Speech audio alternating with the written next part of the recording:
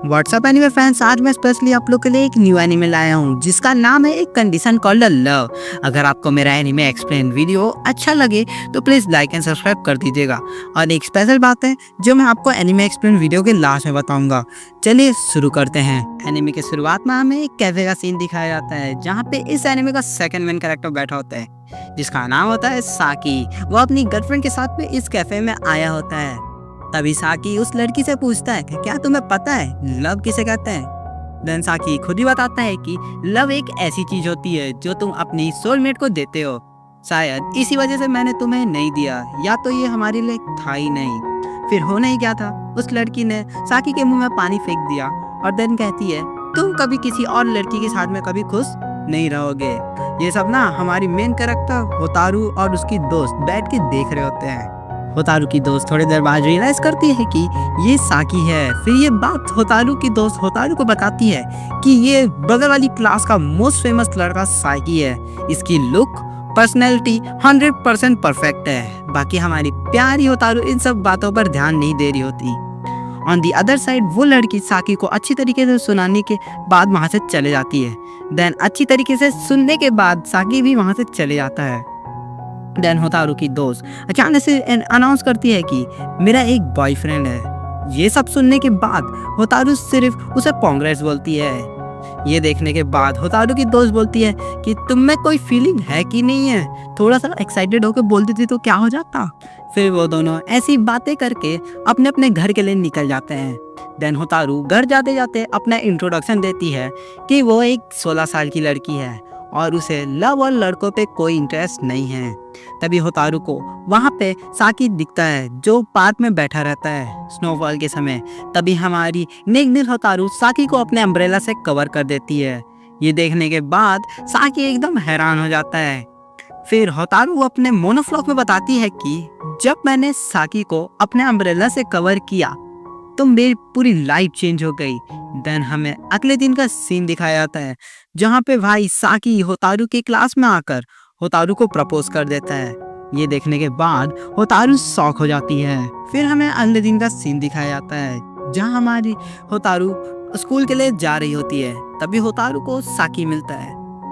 साकी बताता है कि मैं तुम्हारा बहुत देर से वेट कर रहा था। फिर वो दोनों स्कूल के लिए निकल जाते हैं। उसी बीच साकी होतारू से पूछता है कि तुम्हें किस टाइप के हेयर कट पसंद है। होतारू बताती है कि मुझे छोटे बाल ज्यादा पसंद हैं क्योंकि इन्हें संभालने में ज्यादा दिक्कत नहीं होती। अब आगे ही जाके पता चलने वाला है कि साकी ने ये बात होतारू से क्यों पूछी। देन थोड़ी देर बाद ये दोनों स्कूल पहुंच जाते हैं। फिर साकी होतारू को उसके क्लास में छोड़ के उसे चले जाता है। बट ये सब ना होतारू की दोस्त देख रही होती है।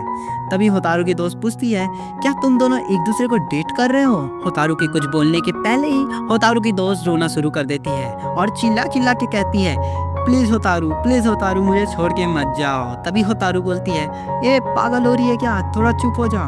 फिर होतारू दोनों दोस्तों को पूरी कहानी बताती है कि साकी खुद ही मेरे क्लास में आकर मुझे प्रपोज किया था, बाकी मैंने साकी को मना कर दिया। तभी साकी ने मुझे बोला कि हम लोग को पहले एक दूसरे को जान लेना चाहिए। देन होतारू की दोस्त पूछने लग जाती है कि साकी किस टाइप का लड़का है।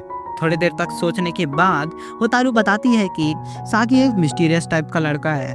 देन हमें नेक्स्ट डे का सीन दिखाया जाता है जहाँ होतारू बोर्ड में लगे एक पोस्टर को देख रही होती है और वो पोस्टर एक सुपर डीलक्स मोमोज का होता है। तभी वहाँ पे साकी आ जाता है। साकी होतारू के हाथ से उसका सामान लेकर कहता है कि मैं तुम्हारी मदद कर देता हूँ। फिर होतारू अचानक से नोटिस करती है कि साकी ने अपने बालों को कटा लिया है। तभी होतारू साकी से पूछती है कि तुमने अपने बालों को क्यों कटाया। देन साकी बताता है कि जैसे तुमने बोला था कि तुम्हें छोटे बाल ज़्यादा पसंद है इसलिए मैंने अपने बालों को कटा लिया। ये सब सुनने के बाद होतारू बोलती है कि मैंने वो बात अपने बालों के लिए की थी, ना कि तुम्हारे बालों की। देन होतारू फिर बोलती है कि तुम मेरे लिए इतना सब कुछ मत किया करो क्योंकि मुझे आज तक जिंदगी में कभी प्यार की फीलिंग हुई नहीं। ये सब सुनने के बाद भी साकी कहता है कि तुम मुझे क्रिसमस तक डेट करो जिससे तुम्हें थोड़ी प्यार की फीलिंग हो सकती है। मेरे को लगता है कि होतारू के लिए साकी पागल हो गया है। बाय द वे हमें आगे का सीन दिखाया जाता है जहाँ होतारू साकी को कहती है कि ये सब करने के बाद में भी मैं तुम्हें आखिर में हेट कर ही दूंगी। देन साकी एकदम भरोसे से बोलता है कि ऐसा हो ही नहीं सकता कि कोई इंसान किसी से प्यार ना करे। देन अचानक से हमें लंच प्लेट का सीन दिखाया जाता है जहाँ होतारू लंच निकाल रही होती है। तभी उसकी दोनों दोस्त आती हैं और होतारू को सॉरी बोलने लग जाती हैं क्योंकि आज वो दोनों होतारू के साथ लंच नहीं कर पाएंगी। फिर जैसे ही वो दोनों वहाँ से जाती हैं तभी साकी आ जाता है और पूछने लग जाता है क्या तुम मेरे साथ लंच करना चाहोगी। देन हमें नेक्स्ट सीन दिखाया जाता है जहाँ वो दोनों लंच के लिए कहीं आ चुके रहते हैं। भाई मैं सच बोलूँ तो मेरे को भी नहीं पता इन लोग कहाँ आ चुके हैं। चलो आगे बढ़ते हैं। हमारे होशियार साकी होतारू को अपने पास बैठाने के लिए उसे सुपर डिलक्स बंस दिखाता है। ये बंस ना होतारू के फेवरेट होते हैं। जैसे ही होतारू बंस को देखती है वो फट से साकी के पास आके बैठ जाती है और उसे थैंक यू बोलती है। तभी होतारू साकी से पूछती है कि तुम्हें कैसे पता चला कि मेरे को यही वाले सुपर डिलक्स बंस पसंद हैं। देन साकी बताता है कि मैंने तुम्हें सुपर डिलक्स बंस का पोस्टर देखते हुए देखा था। मेरे को लगा कि तुम्हें यही वाले सुपर डिलक्स बंस पसंद होंगे इसलिए मैंने तुम्हारे लिए खरीदे। इसी बीच होतारू नोटिस करती है कि साकी ने अपने इयररिंग्स नहीं पहने होते। तभी होतारू साकी से पूछती है कि तुमने अपने इयररिंग्स क्यों नहीं पहने। तभी साकी बोलता है कि मुझे लगा कि तुम्हें फैशन की चीजें पसंद नहीं आती इसलिए मैंने तुम्हारे लिए अपने इयररिंग्स उतार दिए। होतारू साकी की बात सुनने के बाद चुप हो जाती है। फिर होतारू बोलती है कि तुम अपने आप को मेरे लिए चेंज मत करो क्योंकि कोई इंसान अपने आप को मेरे लिए चेंज करता है तो मेरे को अच्छा नहीं लगता है। देन ये सब बात सुनने के बाद साकी अपने दोनों इयररिंग्स पहनने के लिए निकालता है। तभी वो देखता है कि उसका एक इयररिंग गुम हो चुका है। तभी ये देखने के बाद होतारू साकी को सजेस्ट करती है कि वो उसकी मदद करेगी। बाकी हमारा नोबलमैन साकी होतारू को मना कर देता है। फिर हमें गर्ल्स चेंजिंग रूम का सीन दिखाया जाता है जहाँ होतारू अपने दोस्तों को बता रही होती है कि साकी उसे इम्प्रेस करने की कितनी कोशिश कर रहा है। तभी वहाँ पे एक लड़की होतारू से हेयर पिन बोरो करने के लिए आ जाती है। फिर होतारू उसे अपना एक्स्ट्रा हेयर पिन दे देती है। फिर हमें होतारू और उसकी पूरी क्लास को मैराथन में दौड़ते हुए दिखाया जाता है जहाँ हमारी होतारू सिर्फ साकी के बारे में सोच रही होती है कि साकी उसे इम्प्रेस करने की कितनी कोशिश कर रहा है। देन हमें अगला सीन दिखाया जाता है जहाँ साकी होतारू से पूछने आया होता है कि वो उसके साथ घर जा सकता है कि नहीं जा सकता। तभी होतारू साकी को सॉरी बोलती है क्योंकि वो उसके साथ घर नहीं जा सकता बिकॉज उसने अपना हेयर पिन खो दिया है। तभी वो लड़की होतारू से माफी मांगने लग जाती है क्योंकि होतारू ने नहीं वो लड़की ने होतारू का पिन खोया रहता है। फिर वो तीनों ग्राउंड में आ जाते हैं पिन ढूंढने के लिए। तभी उन लोग देखते हैं कि ग्राउंड में स्नोफॉल शुरू हो चुका है तो अब पिन ढूंढना मुश्किल है। ये सब देखने के बाद होतारू साकी को बोलती है कि अब हम लोग घर एक साथ जा सकते हैं।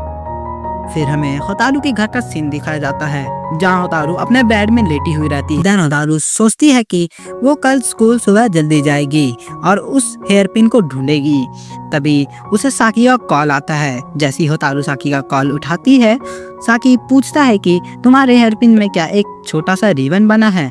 तभी होतारू बताती है कि उसके हेयर पिन में एक स्टार बना है। देन कॉल में होतारू पूछती है कि तुम अभी कहाँ हो। तो साकी बताता है कि वो अभी घर में है और वो बस अभी ऐसी पूछ रहा था। देन साकी कॉल काट देता है। तभी होतारू समझ चुकी होती है कि ये बंदा स्कूल पहुंच चुका है। तभी वो वहां से सीधा स्कूल भागती है और सोचने लग जाती है कि ऐसा हो ही नहीं सकता कि कोई इतनी ठंड में दूसरे का हेयर पिन ढूंढेगा। जैसे ही होतारू स्कूल पहुंचती है वो देखती है कि वहाँ पे साकी उसका पिन ढूंढ रहा होता है। तभी साकी नोटिस कर लेता है कि वहाँ पे होतारू आ चुकी है। साकी बोलता है कि मुझे माफ कर देना कि मैं तुम्हारा हेयर पिन नहीं ढूंढ पाया। ये सब देखने और सुनने के बाद होतारू साकी से पूछती है कि तुम मेरे लिए इतना सब कुछ क्यों कर रहे हो। देन हमारा प्यार में डूबा साकी बोलता है कि बस तुम्हारी एक स्माइल के लिए। देन अगेन साकी बोलता है कि तुम अभी यहाँ से चली जाओ क्योंकि मैं अभी थोड़ी देर और ढूंढूंगा। तभी होतारू साकी को पीछे से हक कर लेती है और बोलती है रुक जाओ। देन हमारे प्यार में डूबा साकी इतने में ही खुश हो जाता है कि होतारू ने उसे हक किया। बाकी अचानक से होतारू गुस्से में आ जाती है और सीधा साकी को चिल्लाना शुरू कर देती है। थोड़ी देर तक चिल्लाने के बाद होतारू साकी का हाथ देखती है तो होतारू को पता चलता है कि साकी का हाथ पूरा लाल हो चुका है। होतारू साकी को बोलती है कि अगर वो ऐसी करता रहा तो उसकी मौत भी हो सकती है।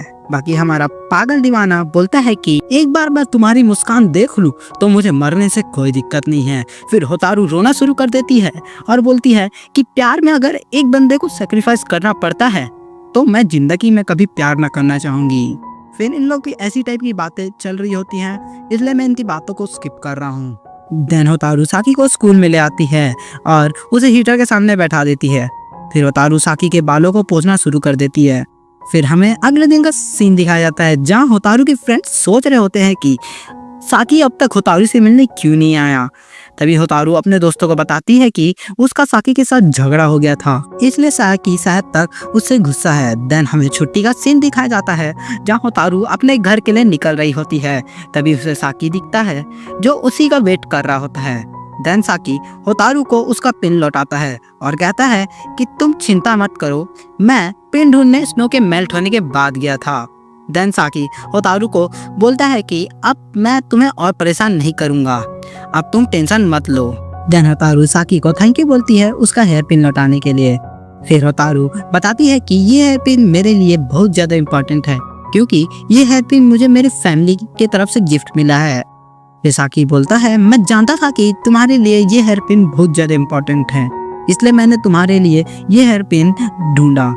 ये सब सुनने के बाद होतारू को रियली रियलाइज होता है कि जिस इंसान से तुम प्यार करते हो उसकी हर एक चीज तुम्हारे लिए इम्पोर्टेंट बन जाती है। देन होतारू साकी को भी उसकी एक चीज देती है जो होती है साकी की एक कान की इयररिंग। होतारू बताती है कि उसे ये इयररिंग वेंडिंग मशीन के पास गिरी हुई मिली थी। फिर वो दोनों ऐसी ही कुछ बातें करते हैं।